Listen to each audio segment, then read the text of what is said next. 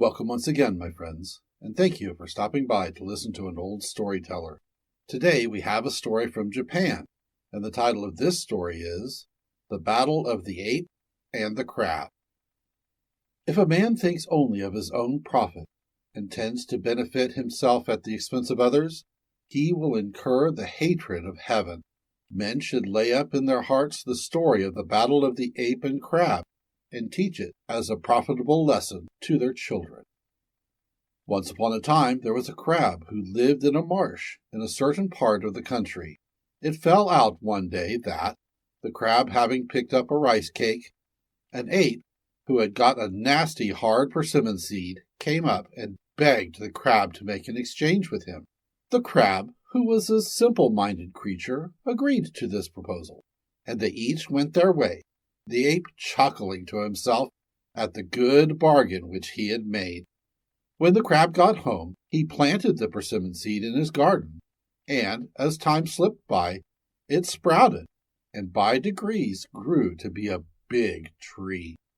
The crab watched the growth of his tree with great delight, but when the fruit ripened and he was going to pluck it, the ape came in and offered to gather it for him.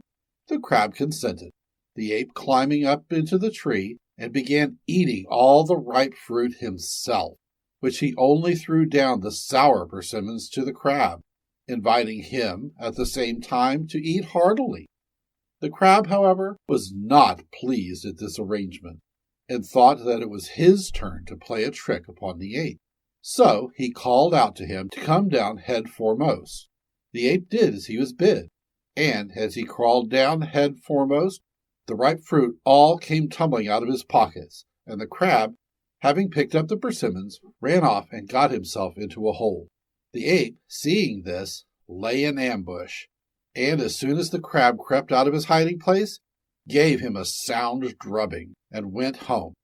Just at this time a friendly egg and a bee, who were the apprentices of a certain rice mortar, happened to pass that way, and, seeing the crab's piteous condition, tied up his wounds, and, having escorted him home, began to lay plans to be revenged upon the cruel ape.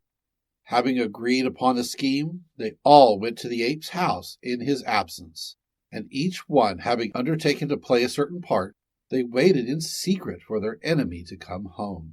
The ape, little dreaming of the mischief that was brewing, returned home, and, having a fancy to drink a cup of tea, began lighting the fire in the hearth, when all of a sudden the egg, which was hidden in the ashes, burst with the heat, and bespattered the frightened ape's face, so that he fled, howling in pain, and crying, "Oh, what an unlucky beast am I!" Maddened with the heat of the burst egg, he tried to go to the back of the house, when the bee darted out of a cupboard, and a piece of seaweed, who had joined the party, coming up at the same time, the ape was surrounded by enemies.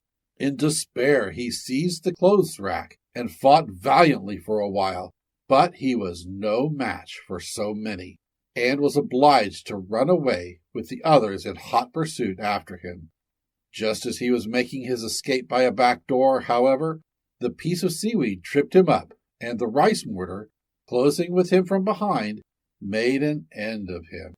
So the crab, having punished his enemy, went home in triumph, and lived ever after on terms to brotherly love with the seaweed and the mortar.